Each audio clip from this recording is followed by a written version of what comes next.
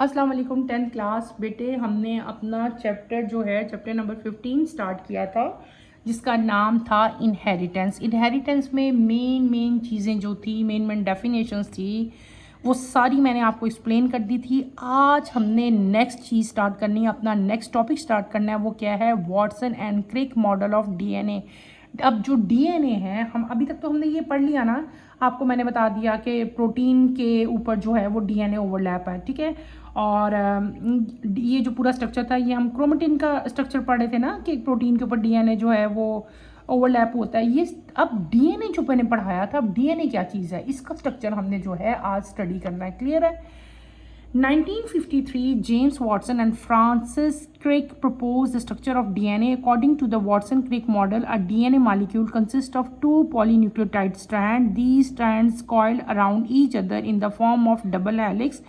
There is a phosphate sugar backbone on the outside of double helix, and the nitrogenous bases are on the inside. In double helix, the nitrogenous base of opposite nucleotide form pair through hydrogen bond. This pairing is very specific.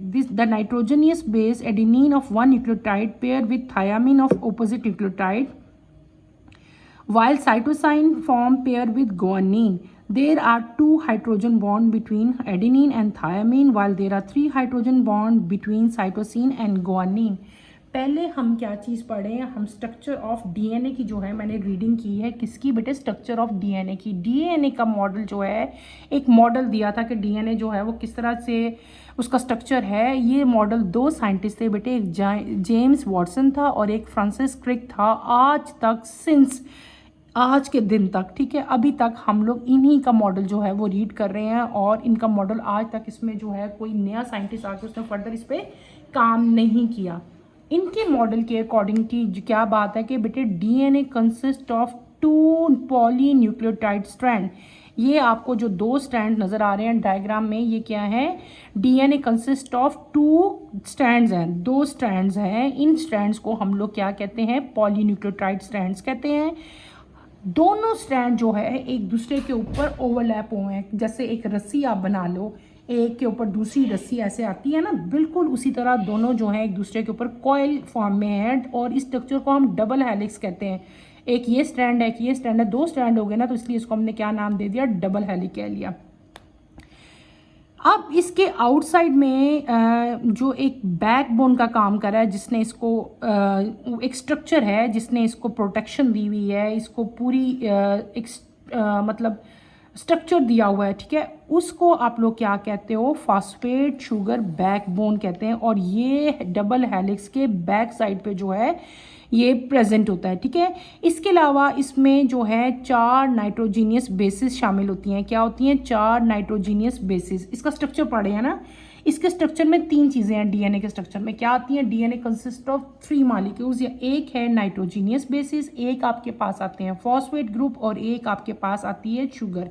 पहले बात करते हैं हम nitrogenous bases की। Nitrogenous bases are 4 in number. 4 nitrogenous bases होती हैं बेटे, adenine, guanine, cytosine and thiamine. ये जो 4 नाम मैंने लिए हैं, ये किसके नाम है? ये नाइट्रोजीनियस बेसिस के नाम है। कौन कौन से? दोबारा बता देती हूँ।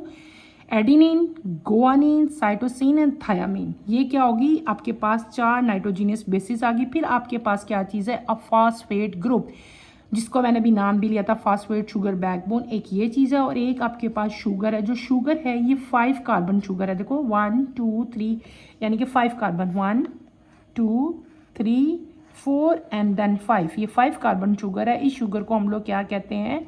पेंटोज शुगर कहते हैं। क्या कहते हैं बेटे? Pentose sugar. यानी कि डीएनए कंसिस्ट ऑफ 3, हमने इसकी चीज़ें बता दी, इसकी कंपोजिशन बताई। पहली मैंने बताई nitrogenous bases, they are 4 in number, उनके नाम बताए। दूसरा क्या? फॉस्फेट ग्रुप है। और तीसरा क्या था? शुगर थी। और शुगर क्या थी? वो in the form of pentose थी, ठीक है। 5 कार्बन शुगर है ये। अच्छा, अब दूसरी इसमें क्या चीज़ है कि जो इनके अंदर न्यूक्लियोटाइड बेसिस प्रेजेंट है, मैंने आपको बता दी ना। अब ये बेसिस क्या होती हैं? ये एक दूसरे के साथ पेयर अप होती हैं। क्या होती हैं? पेयर अप होती हैं। एडिनिन हमेशा पेयर किसके साथ बनाती है? थायामीन के साथ। यानी कि एडिनिन किसके साथ पेयर अप होगी बेटे? थायामीन के साथ। और साइटोसिन किसके साथ पेयर बनाएगी? गुआनिन के साथ, ठीक है।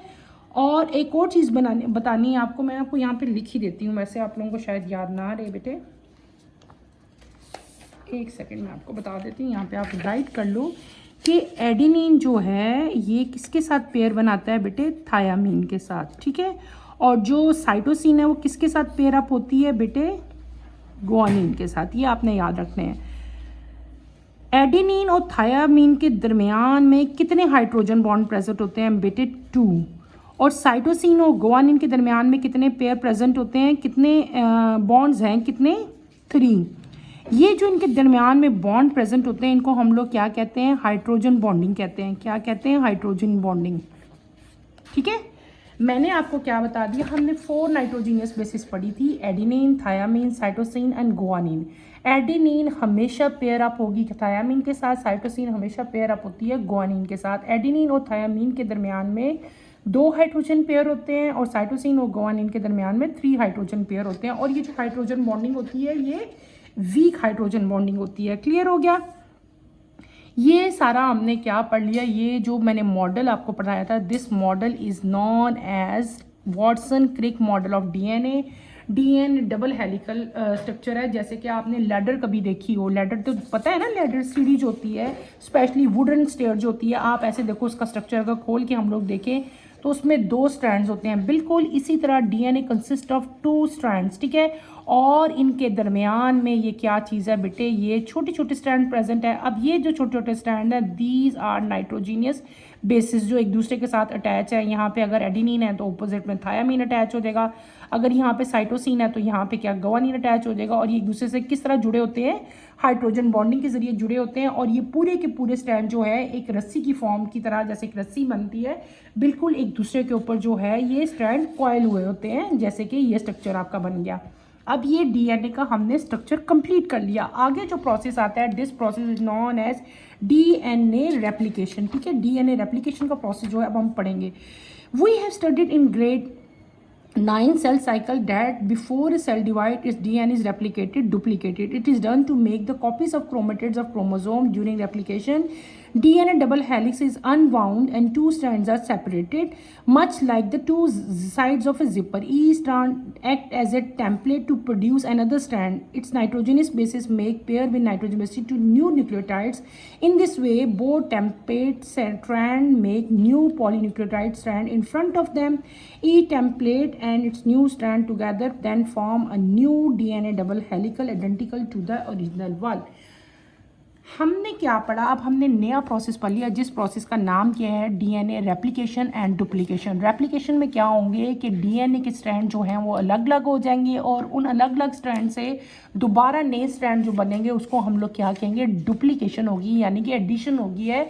एक डीएनए से हमारे पास 2 डीएनए बन गए, दिस इज डुप्लीकेशन हो जाएगी। होता क्या है कि बेटे डीएनए के 2 स्ट्रैंड जो हैं वो एक दूसरे से सेपरेट होते हैं। क्या होते हैं, अनवाउंड। पहले तो एक दूसरे के ऊपर चढ़े होते हैं ना कॉइल फॉर्म में, अभी एक दूसरे से सेपरेट हो जाएंगे। बिल्कुल इसी तरह जैसे कि आपकी जिपर्स यानी कि जिप्स, बैक की जिप्स, आपकी हुडीज की जिप, ठीक है। जिप को जब आप खोलते हो तो उसके 2 स्ट्रैंड्स अलग हो जाते हैं ना, बिल्कुल इसी तरह डीएनए के 2 स्ट्रैंड भी एक दूसरे से अलग अलग हो जाते हैं।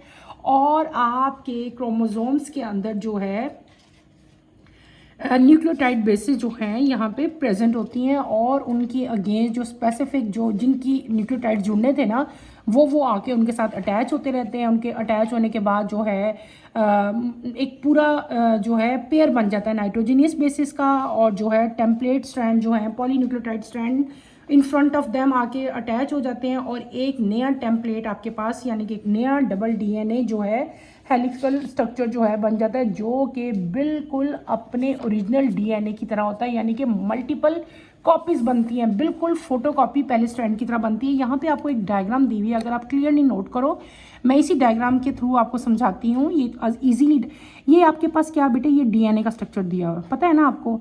ये स्ट्रैंड्स हैं, 2 स्ट्रैंड हमने पढ़े थे ना, 2 स्ट्रैंड्स। बेटा आपको ये नज़र आ रही है ना बुक की डायग्राम, इस डायग्राम को मैं अब एक्सप्लेन करूँगी, गौर करो इस डायग्राम पे।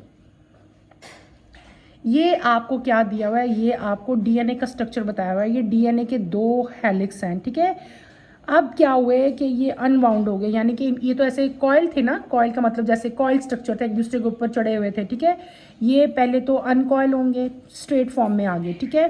इनके दरमियान में ये दो स्ट्रैंड्स हैं। इन स्ट्रैंड्स को हम लोग क्या कहेंगे? इनको हम लोग कहेंगे पेरेंट स्ट्रैंड्स। क्या कहेंगे? Parent strands. क्लियर हो गया? अब क्या हो गया, ये दोनों स्ट्रैंड एक दूसरे से अलग अलग हो जाएंगे। मैंने आपको बताया था इनके दरमियान में हाइड्रोजन बॉन्डिंग होती है, लेकिन ये वीक होती है और ये ईजिली ये बॉन्ड जो है ये ब्रेक डाउन हो जाते हैं, अलग अलग हो गए। अब ये पेरेंट स्ट्रैंड है, एक स्ट्रैंड ये है, एक स्ट्रैंड ये है, दोनों स्ट्रैंड अलग हो जाते हैं। आपके वहाँ पे उसी जगह पे क्रोमोसोम्स के अंदर ही फ्री न्यूक्लियोटाइड्स प्रेजेंट होते हैं, ठीक है। तो उसके ऑपोजिट न्यूक्लियोटाइड जो हैं वो आके इसके साथ अटैच होंगे। यहाँ पे एक नया स्ट्रैंड जो है वो डेवलप होता है। देखो आपके पास एक डीएनए था, लेकिन इन द एंड आपके पास कितने डीएनए हो गए? न्यू डीएनए हो गए। ये जो ब्लू कलर में आपने शो किया हुआ है आपको डायग्राम में, ये क्या है? ये न्यू न्यूक्लियोटाइड्स है। मैंने आपको बताया कि क्रोमोसोम्स के अंदर न्यू न्यूक्लियोटाइड जो हैं प्रेजेंट होते हैं। और न्यू न्यूक्लियोटाइड्स कैसे अटैच होंगे? अगर ये वाला पिंक वाला अगर एडिनिन होगा ना, तो इसके साथ हमेशा थायामीन आके जो है अटैच होगा। अगर ये जो है साइटोसिन है तो इसके साथ गुआनिन अटैच होगा। अगर ये गुआनिन है तो इसके साथ हमेशा साइटोसिन होगा। और अगर ये थायामीन होगा तो इसके साथ हमेशा एडिनिन होगा। ये पेयरिंग ऐसे ही होगी। और जो फिर मैंने बताई थी एडिनिन और थायामीन के दरमियान में जो है वो 2 हाइड्रोजन बॉन्ड बनेंगे, और साइटोसिन और गुआनिन के दरमियान में 3 हाइड्रोजन बॉन्ड बनेंगे। और ये जो पूरा प्रोसेस है, इस प्रोसेस को हम लोग कहते हैं कि रेप्लिकेशन का प्रोसेस है, ठीक है। ये रेप्लिकेट किए, उसके बाद ये डुप्लीकेट किए, डुप्लीकेशन होगी, यानी कि आपके पास एक डीएनए से इन द एंड 2 जो है वो डीएनए बन गए। ये बेटे आज का सारा टॉपिक था जो हमने डिटेल से पढ़ा। हमने क्या पढ़ा? हमने डीएनए के बारे में डिटेल से पढ़ा। हमने डीएनए का मॉडल जो वाटसन एंड क्रिक मॉडल था वो मैंने आपको सारा समझाने की कोशिश की, ठीक है। बहुत इजी है, बिल्कुल भी मुश्किल नहीं है।